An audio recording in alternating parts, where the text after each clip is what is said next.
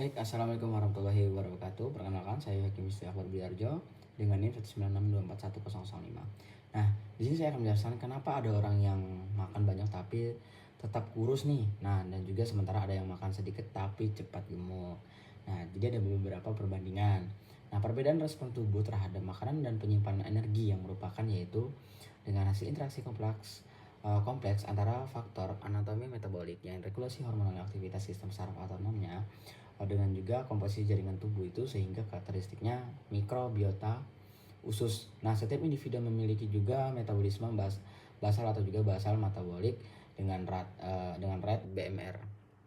Nah, yang berbeda yaitu jumlah energi ini untuk mempertahankan fungsi vital seperti respirasi, juga kontraktilitas jantung dan juga homeostasis ionik pada individu yang tetap kurus meski banyak BMR-nya biasanya lebih tinggi akibat aktivitas sistem saraf simpatis yang meningkat dan juga tingginya aktivitas jaringan adiposa atau brown adipose tissue BAT. Nah, terus kemudian yang protein UCPI atau juga unicoupling protein 1 yang mempercepat pembakaran asam lemak menjadi dengan panas melalui mekanisme non-searing. Nah, thermogenesis. Ketika neuron simpatis melepaskan neuropinefrinnya dengan UCP, itu aktivitas dapat tubuh membakar kalori yang berlebihan tanpa harus menaikkan aktivitas fisik. Terus kemudian sebaliknya, individu yang mudah gemuk cenderung memiliki BAT lebih sedikit dan lebih banyak jaringan adiposa putih atau white adiposa tissue. Nah, yang lebih efisien menyimpan energi sebagai triglycerida dan jauh lebih sedikit melakukan pembakaran energi. Nah, kemudian energi ini yang dibakar otot rangka memiliki densitas mitokondria tinggi sehingga konsumsi itu energinya lebih besar dibanding jaringan adiposa. Individu kurus umumnya memiliki massa otot. Nah, kemudian yang mudah gemuk kadar leptin biasanya tinggi tetapi terjadi leptin resistance dengan sehingga hipotalamus tidak mengenali sinyal kenyang dan juga mengirim respon mempertahankan cadangan energi dengan menurun lajunya metabolisme. Kondisi ini membuat tubuh menyimpan lemak. Nah, terus kemudian lebih agresif meski asupan makanan rendah. Pada orang yang tetap kurus, sensitifnya leptin biasanya baik sehingga metabolisme tetap tinggi dan menyimpan lemak minimal. Nah, kemudian di mana mudah gemuk sering mengalami hyperinsulinemia, itu sensitifnya insulin yang rendah. Terus orang yang tetap kurus cenderung memiliki regulasi insulin yang efisien sehingga lebih banyak glukosa dipakai jaringan prefer untuk energi.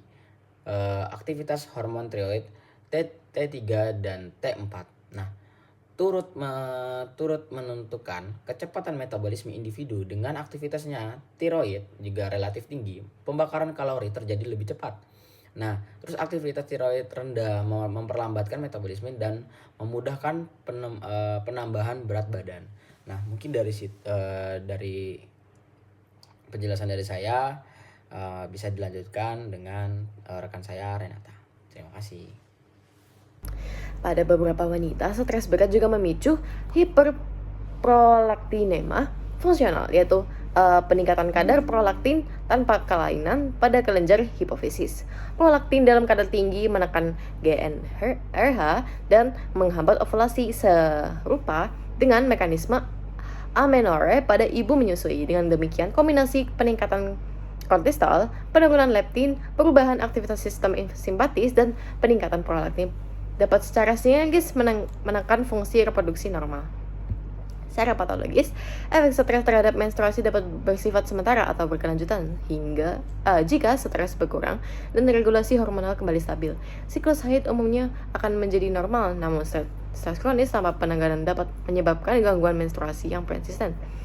Selain keterlambatan menstruasi, wanita juga mungkin mengalami gejala lain seperti gangguan tidur, perubahan nafsu makan, penurunan libido, atau perubahan mood yang semuanya menunjukkan pengaruh luas dari HPA eksis terhadap fisiologi tubuh. Singkatnya, keterlambatan haid atau tidak terjadinya haid pada seseorang mengalami stres berat bukan sekedar respons normal, tetapi merupakan fenomena biologis yang menyebabkan penekanan fungsi reproduktif pada hormon stres. Tubuh secara evolusioner memilih menunda ovulasi dan menstruasi ketika sedang berada di kondisi tekanan fisiologis atau patologis, sehingga sebagai mekanisme perlindungan untuk menghindari kehamilan pada saat tubuh tidak berada dalam kondisi optimal. Seperti itu.